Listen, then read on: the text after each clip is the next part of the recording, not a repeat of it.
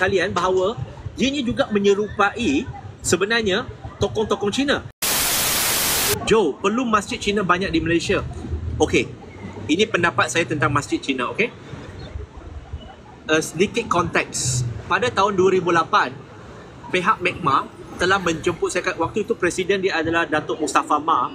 Mereka menjemput saya untuk mengetuai Youth Wing, sayap remaja mereka. Tetapi bila saya pergi meeting pertama, saya tak masuk lagi, saya belum jadi lagi ahli. Saya pergi ke meeting pertama, meeting kedua, saya rasa bosan dan rasa geram. Sebab sepanjang dua meeting, kebanyakan masa dihabiskan untuk membincangkan tentang Masjid Cina. Dan bila mereka tanya saya, Firdaus, do you have any questions? Saya ada soalan waktu itu. Soalan saya adalah simple. Saya kata, kalian sibuk nak membincangkan tentang pembinaan Masjid Cina, betul? Dia kata, ya. Okey. Sebab nak berdakwah kepada Cina. Okey.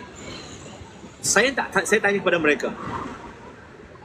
Kalian sepanjang penubuhan kalian 20 lebih tahun MECMA, Malaysia Chinese Muslim, ada tak kalian mempunyai satu plan, satu perancangan untuk melahirkan pendakwa Cina, ustaz-ustazah Cina, alim ulama dari kalangan Cina Muslim? Ada tak?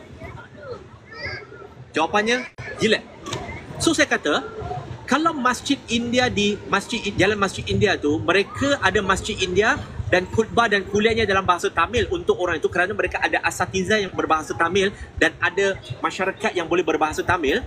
Jadi, kamu nak buat masjid Cina, pakai macam seorang Cina tetapi tak reti bercakap Cina, okey? Dia masih budayanya Melayu.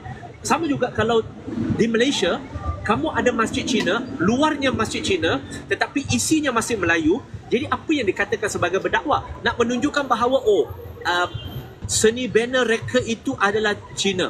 Tahu tak kalian bahawa ianya juga menyerupai sebenarnya tokoh-tokoh Cina? Dan bagi saya, di negara Cina memang wajiblah ada masjid rupa bentuk dan seni reka bentuk Cina. Sebab apa? Itu adalah negara China untuk menarik mereka dan persamaan dengan mereka.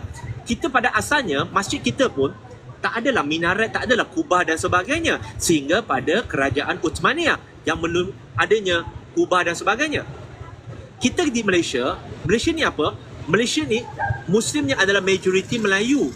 Jadi, kenapa tidak mengekalkan Muslim masjid berbentuk gitu? Kalau masjid Cina itu boleh digunakan untuk dakwah, okey, fine.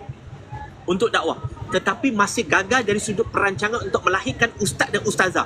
Dan hari ini selepas 30 lebih tahun, adakah terdapat sebarang perancangan daripada mereka untuk plan, untuk menghantar mualaf Cina ataupun orang Cina pergi jadi ustaz dan ustazah dan pendakwah di luar negara? Adakah tak ada? Itu je. Kalau tak ada, kita masih tetap dengan yang sama. Isi kandungannya yang sama.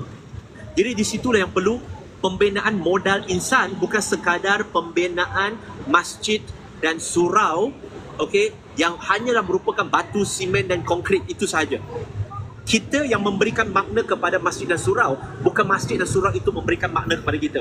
Jikalau masjid dan surau itu pengisiannya masih kosong dan cara pengisiannya masih sama, namakanlah masjid Pakistan ke masjid India ke masjid Cina ke masjid mualaf ke, dia tetap masjid, dia tetap hanya batu, konkrit dan simen. Itu saja. Okey? Itu pendapat saya.